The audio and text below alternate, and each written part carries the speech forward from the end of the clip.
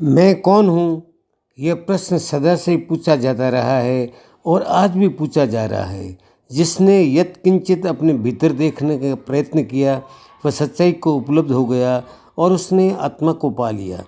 जिसने ऐसा प्रयत्न नहीं किया, उसके लिए ये प्रश्न चिन्ह सदा बना रहा। मनुष्य का जब से अभेदात्मक दृष्टिकोण रहा, उसने सजातीय विजातीय, अपना पराया, भला बुरा आदि की विवक्षा किए बिना ही सबको एक तराजू में तोला और सबको संग्रह की कसौटी पर ही कसा।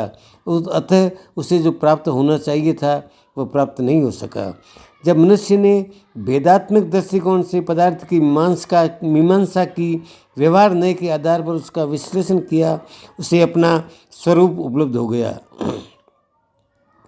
प्रत्येक पदार्थ अभेद और भेद की समष्टि है, इसलिए अभेद भी सत्य है और भेद भी सत्य है। द्रव्य भी सत्य है, पर्याय भी सत्य है। सत्य के दोनों रूप हमारे सामने हैं।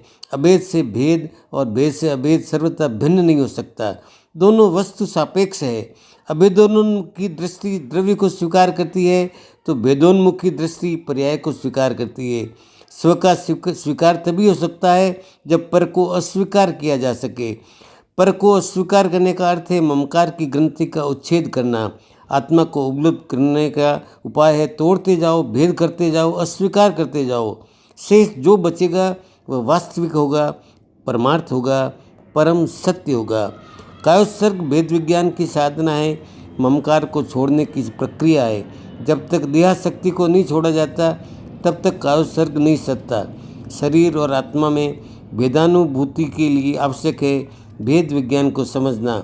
आत्मान्य पुद्गलाश्चान्य, यह अन्यत्व अनुप्रेक्षा का एक महत्वपूर्ण आलंबन है। आत्मा अन्य है, शरीर अन्य है। पदार्थ मुझसे भिन्न है और मैं उनसे भिन्न हूँ। कामभोग मुझसे भिन्न है और मैं उनसे भिन्न हूँ। इस प्रकार अभेद में से भेद निकालने पर भेद का एक चरम बिंदु प्राप्त होगा, जहाँ न कोई मलिनता है, न कोई विजातीय तत्व। वहाँ कोरा चैतन्य प्रभास्वर होगा और आत्मोपलब्धि का द्वार खुल जाएगा। मनुष्य के मन में निरंतर रहने वाला मैं कौन हूँ, यह प्रश्न भी सदा सदा के लिए समाहित हो जाएगा। सहसा अंतरात्मा में एक स्वर प्रस्फुटित होगा, मैं चिदानंद हूँ, मैं ज्ञान दर्शन स्वरूप हूँ, मैं कालातीत, शब्दातीत और तर्कातीत हूँ, मैं अविनाशी, एकाकी, कर्म मल से रहित विशुद्ध आत्मा हूँ।